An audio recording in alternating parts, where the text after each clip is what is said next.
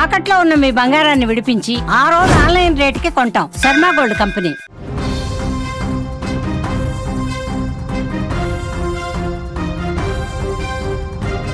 Saudi bus ప్రమాదం ఓ కుటుంబంలో 3 తరాలను మాయం చేసింది. ఒకే కుటుంబంలో మొత్తం 18 మందిని బలి తీసుకుంది. హైదరాబాద్ నుంచి ఎంతో సంతోషంగా కుటుంబ సభ్యులతో కలిసి పవిత్ర యాత్రకు వెళ్ళిన వారిలో కనీసం ఒక్కరంటే ఒక్కరు కూడా తిరిగి రాలేదు. అందరూ బస్సు ప్రమాదంలో సజీవ దహనమయ్యారు. ఆ కుటుంబంలో తీవ్ర విషాదం నెలకొంది. రైల్వేలో పనిచేసి ఉద్యోగ విరమణ పొందిన ఇంటి పెద్ద అయిన 70 ఏళ్ల నజీరుద్దీన్ది పెద్ద కుటుంబం.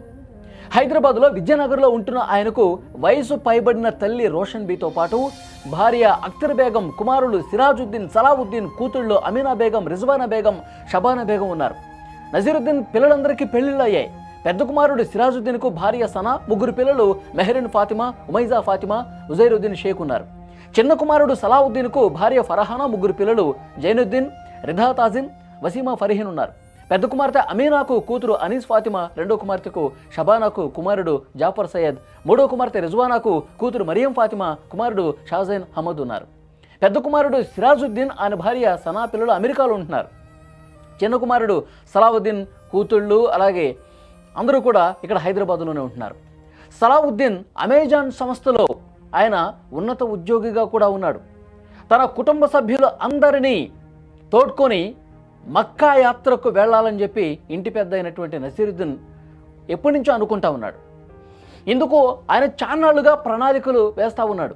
ఎప్పుడు సమయం దొరుకుతుంది, ఎప్పుడు వీళ్ళకి ఖాళీ సమయం దొరుకుతుంది, ఎప్పుడు వెళ్ళాలని చెప్పి. ఈ మధ్య అమెరికా నుంచి సిరాజుద్దీన్ భార్య సనా పిల్లలు మెహరిన్ ఫాతిమా, ఉమైజా ఫాతిమా వాళ్ళందరూ కూడా వచ్చారు. సలావుద్దీన్కు సెలవు దొరికింది. అంటే పెద్ద కొడుకు ఫ్యామిలీకి సెలవు ఉంది, చిన్న కొడుకు ఫ్యామిలీ కూడా సెలవు దొరకడంతో నజీరుద్దీన్ ఇదే సరైనటువంటి సమయం, నా పిల్లలు మనవాళ్ళకి సెలవు దొరికింది కాబట్టి ఈ సమయంలోనే మక్కాకి వెళ్తే బాగుంటుందని చెప్పి ఆయన ప్లాన్ వేసినటువంటి పరిస్థితి ఉంది. సిరాజుద్దీన్కు అమెరికా నుంచి నేరుగా మక్కా రావాలని చెప్పాడు. ఎందుకంటే పెద్ద కొడుకు సిరాజుద్దీన్ అమెరికాలో ఉంటున్నాడు. సరే నీకు రావటం కుదరట్లేదు కాబట్టి భార్యని పిల్లల్ని హైదరాబాద్ పంపించు, మేమందరం కలిసి మక్కాకి వెళ్తాం, నువ్వు మాత్రం అమెరికా నుంచి రా అని చెప్పాడు తండ్రి నజీరుద్దీన్. కానీ అతనికి ఆ షెడ్యూల్ కుదరలేదు, లీవ్ దొరకలేదు అనుకుంటా. భార్య పిల్లలు మాత్రం హైదరాబాద్ పంపించాడు. రెండో కొడుకు భార్య పిల్లలు అందరూ కూడా మనవాళ్ళతో సహా అందరూ కూడా నజీరుద్దీన్ మక్కాకు బయలుదేరి వెళ్ళాడు. 18 మంది కలిసి వెళ్ళారండి.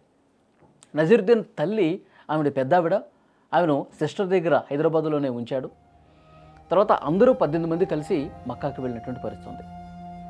అంతలోనే మక్కా యాత్ర ముగించుకొని మదీనాకు వెళ్తున్నటువంటి క్రమంలో అమెరికా నుంచి పెద్ద కొడుకు కుదరలేదు రావటం, ఆయన లీవ్ దొరకలేదు, ఇతర కారణాల వల్ల ఆయన రాలేకపోయాడు. నేను మళ్ళీ వెళ్తాను, మీరందరూ హ్యాపీగా వెళ్ళొచ్చాను అని చెప్పి అమెరికాలో ఉన్న పెద్ద కొడుకు సిరాజుద్దీన్ చెప్పాడు. కానీ మక్కా చూసుకొని మదీనాకు వెళ్తున్న క్రమంలో ఇంకొక 2 గంటల్లో మదీనాకు వెళ్తారు వాళ్ళందరూ.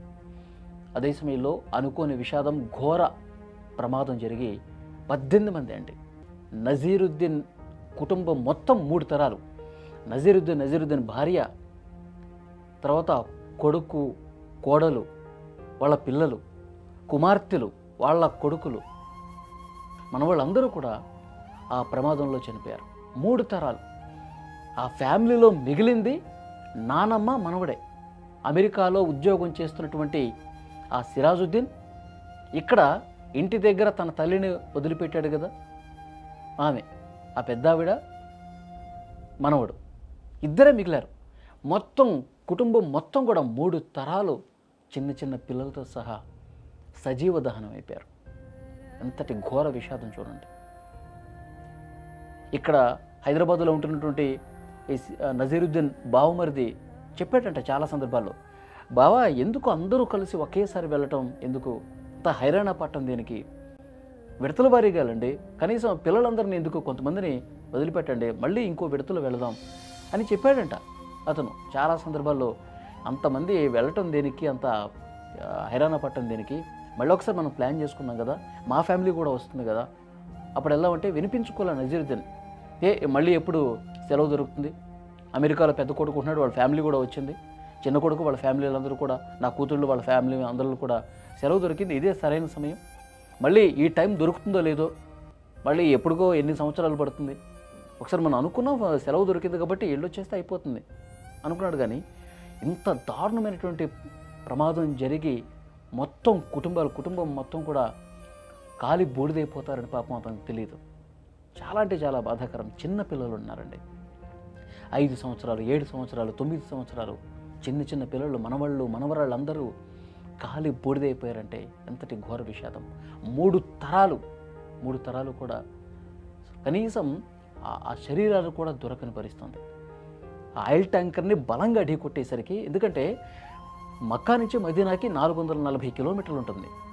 వాళ్ళు కొన్ని గంటల్లో వెళ్ళిపోదాం అనుకుంటారు. గంటకి 180 కిలోమీటర్ల వేగంతో దూసుకొచ్చినటువంటి ఆ బస్సు ఆ ఆయిల్ ట్యాంకర్ని అంతే వేగంగా బలంగా ఢీకొట్టడం వల్ల ఆ ఆయిల్ మొత్తం కూడా బస్సులో ఎగజమ్మి ఆయిల్ మొత్తం కూడా బస్సులో పడిపోయి మంటలు అంటుకొని ఆన్ ది స్పాట్ చనిపోయారు. ఈ ప్రమాదంలో బయటపడింది అందులో నుంచి 46 మంది ఉంటే 45 మంది చనిపోయారండి ప్రయాణికులు. ఒక్కడే బయటపడ్డ పరిస్థితుంది, ఒక్కడే గాయాలతో బయటపడ్డాడు. ఎంత ఘోరం జరిగిపోయింది చూడండి. ఆ సమయంలో అందరూ గాఢ నిద్రలో ఉండటం వల్ల ఎవరు తప్పించుకోవటానికి అవకాశం లేకుండా పోయింది. వెంటనే ఒకదాని తర్వాత ఒకటి అంటుకుని చిన్న పిల్లలు అందరూ కూడా ఆన్ ది స్పాట్ మంటల్లో కాలిపోయి చనిపోతున్న క్రమంలో ఎంత ఆ నొప్పులకి ఆ మంటలకి ఏ విధంగా కాలిపోయారు చూడండి. ఎంత బాధాకరం, ఎంత ఘోరం. నిజంగా చాలా అంటే చాలా దారుణమైనటువంటి పరిస్థితులు. ఇంకా హైదరాబాద్ అక్కడ అమెరికాలో ఉంటున్నటువంటి పెద్ద కొడుకు సిరాజుద్దీన్ ఎవరైతే ఉన్నారో అతను ఇప్పుడు నేరుగా వెళ్తున్నాడు. గతంలో వాళ్ళు ఈ మక్కాకి ప్లాన్ చేసుకున్నప్పుడు అమెరికా నుంచి వద్దామనుకున్నటువంటి లీవ్ కుదరలేదు అతనికి. ఇప్పుడు ఆ భౌతిక కాయాలని చూడటానికి, చనిపోయినటువంటి వాళ్ళని అంత్యక్రియలు చేయడానికి ఇప్పుడు అమెరికా నుంచి ఆ సిరాజుద్దీన్ వెళ్ళేటువంటి పరిస్థితి ఉంది. కానీ ఏమీ గుర్తుపట్టలేని స్థితిలో ఉందండి. ఇప్పుడు వాటన్నిటికి కూడా DNA పరీక్షలు చేసి ఆ 18 మందికి సంబంధించిన మృతదేహాలు అప్పగించడానికి కనీసం వారం రోజుల సమయం పడుతుంది. వారం రోజుల పాటు అక్కడే ఉండి ఆ DNA రిపోర్ట్లన్నీ వచ్చిన తర్వాత, మృతదేహాలన్నీ వచ్చిన తర్వాత అక్కడే అంత్యక్రియలు చేయాల్సినటువంటి పరిస్థితి ఉంది. ఇలా ఈ ప్రమాదం ఎన్నో కుటుంబాల్లో తీరని విషాదాన్ని తీసుకొచ్చింది. ఒక కుటుంబం నుంచి 6 ఉన్నారు, ఒక కుటుంబం నుంచి 16 మంది ఉన్నారు, 18 మంది ఈ కుటుంబం నుంచి. ఎంత ఘోర విషాదం నిజంగా. ఈ మధ్యకాలంలో మనం చూస్తున్నాం, ఎక్కడ చూసినా బస్సు ప్రమాదాలే. చేవేళ్ల ప్రమాదం మనం చూసాం. ఆ చేవేళ్ల ప్రమాదం, ఆ టిప్పర్లో ఆ రాళ్ళు కంకర లేకపోయి ఉంటే అంతమంది చనిపోయి ఉండేవాళ్ళు కాదు. కర్నూలులో జరిగిన ప్రమాదంలో ఆ బైక్ రోడ్డు మధ్యలో అట్లా పడిపోయి ఉండకపోతే మొత్తం 20 మంది చనిపోయి ఉండేవాళ్ళు కాదు. ఇక్కడ సౌదీలో కూడా అది ఆయిల్ ట్యాంకర్ కాకపోయి ఉంటే ఇంతమంది చనిపోయి ఉండేవాళ్ళు కాదు. ఈ బస్సు ప్రమాదాలు తెలుగు రాష్ట్రాలని వణికించేస్తూ ఉన్నాయి. ప్రమాదాల నివారణకు చర్యలు తీసుకుంటున్నప్పటికీ కూడా అతి వేగం, నిర్లక్ష్యం, త్వరగా పోవాలనేటువంటి ఇలాంటి ఆత్రం, దీనివల్ల ప్రాణాలు కోల్పోయే పరిస్థితి. నిజంగా అక్కడ వాళ్ళు విద్యానగర్లో ఉంటారంటే ఈ 18 మంది ఫ్యామిలీ, ఆ మొత్తం కూడా వాళ్ళు ఇతర కుటుంబ సభ్యులు, బంధువులు అందరూ కూడా కన్నీళ్లు పెట్టుకుని గుండెలు బాదుకుంటూ రోధిస్తుంటే 3 తరాలండి, 18 మంది ఒకేసారి ఒకే ప్రమాదంలో పోయారంటే ఎంత బాధ తన్నుకుంటా వస్తుంది. నిజంగా ప్రభుత్వం అయితే ఆ బాధితులకి అండగా నిలబడుతుంది, ఆ కుటుంబ సభ్యులకు అండగా నిలబడుతుంది. ప్రభుత్వం నుంచి ఎంతవరకు సాయం చేయాలో ఆ సాయం చేస్తామని కూడా చెప్తున్నారు. 3 తరాలు కానరాని లోకాలకు వెళ్ళిపోయారంటే చాలా అంటే చాలా తీరని విషాద పరిస్థితి ఇది.